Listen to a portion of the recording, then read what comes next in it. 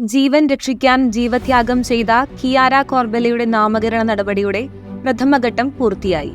ജീവന്റെ മഹത്വത്തിനു വേണ്ടി അന്ത്യം വരെ നിലകൊള്ളുകയും ഒടുവിൽ സ്വജീവൻ സമർപ്പിച്ച് സ്വർഗത്തിലേക്ക് യാത്രയാവുകയും ചെയ്ത 28-കാരി കിയാര കോർബെല്ലയുടെ നാമകരണ നടപടിയുടെ അന്വേഷണത്തിന്റെ രൂപതാഘട്ടം റോം രൂപത കഴിഞ്ഞ ദിവസം ഔദ്യോഗികമായി അവസാനിപ്പിച്ചു. ആരായിരുന്നു കിയാര കോർബെല്ല? 1984 ജനുവരി 9 റോമിലായിരുന്നു അവരുടെ ജനനം. മരിയൻ പ്രത്യക്ഷീകരണം കൊണ്ട് പ്രസിദ്ധമായ മെഡ്ജ്ഗോറിയയിൽ വെച്ചാണ് കിയാര കോർബെല്ല തന്റെ ഭാവി ജീവിത പങ്കാളിയെ കണ്ടുമുട്ടുന്നത്. 6 വർഷത്തിനു ശേഷം 2008 സെപ്റ്റംബർ 21 അസീസിയിൽ വെച്ച് അവർ വിവാഹിതരായി. ദമ്പതികൾക്ക് വൈകാതെ ഒരു കുഞ്ഞ് ജനിച്ചെങ്കിലും 1 മണിക്കൂറിൽ താഴെ സമയം മാത്രമേ ആ കുഞ്ഞ് ഭൂമിയിൽ ജീവിച്ചിരുന്നുള്ളൂ. എങ്കിലും ആ സമയം തന്നെ അവൾ തന്റെ കുഞ്ഞിന് മാമോദീസ കൊടുത്തു. വീണ്ടും ഗർഭിണിയായ കോർബെല്ല കുഞ്ഞിനു വേണ്ടി പ്രാർത്ഥനയോടെ കാത്തിരുന്നുവെങ്കിലും സങ്കീർണതകൾ ഏറെയായിരുന്നു. കുഞ്ഞിന് കാലും വൃക്കയും ഇല്ല എന്നും ഇത് സങ്കീർണമാക്കുമെന്നും അതിനാൽ കുട്ടി മരിക്കുമെന്നും ഡോക്ടർമാർ ആ അമ്മയോട് പറഞ്ഞു. എന്നാൽ ജീവനെ നശിപ്പിക്കാൻ ദമ്പതികൾ തയ്യാറായില്ല. മകൻ ഡേവിഡ് ജിയോവാനി ജനിച്ചെങ്കിലും 38 മിനിറ്റ് മാത്രമേ ജീവിച്ചിരുന്നുള്ളൂ. ആ കുഞ്ഞിനും അവർ മാമോദീസ നൽകി. വൈകിയില്ല, തന്റെ 3ാമത്തെ കുഞ്ഞിനെ കോർബെല്ല ഗർഭം ധരിച്ചു.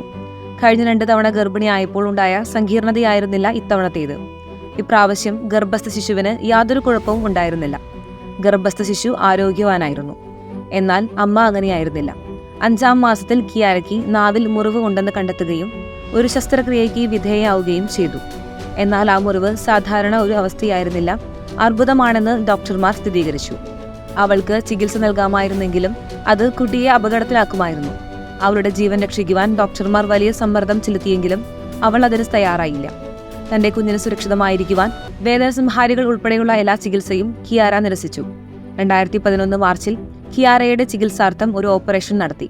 അവരുടെ അവസാന കുട്ടിയായ ഫ്രാൻസിസ്കോ 2011 മെയ് 30 37 ആഴ്ചയിൽ പൂർണ്ണ ആരോഗ്യത്തോടെ ജനിച്ചു.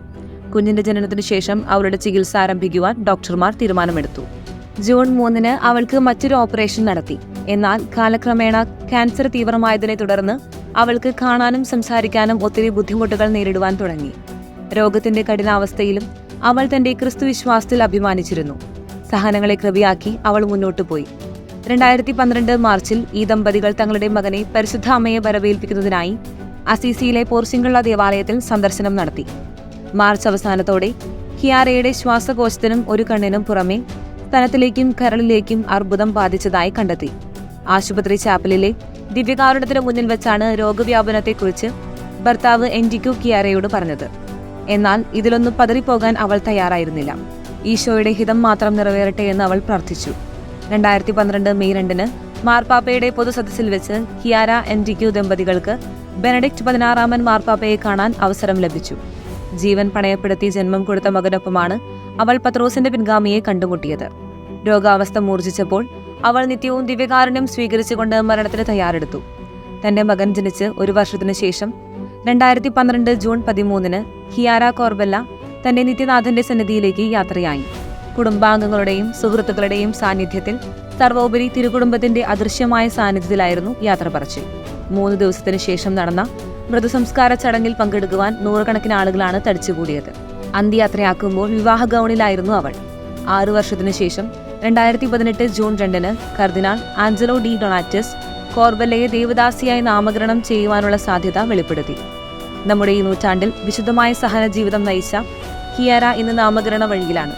അതിലെ ആദ്യഘട്ടത്തിന് സമാപനമായിരിക്കുന്നു.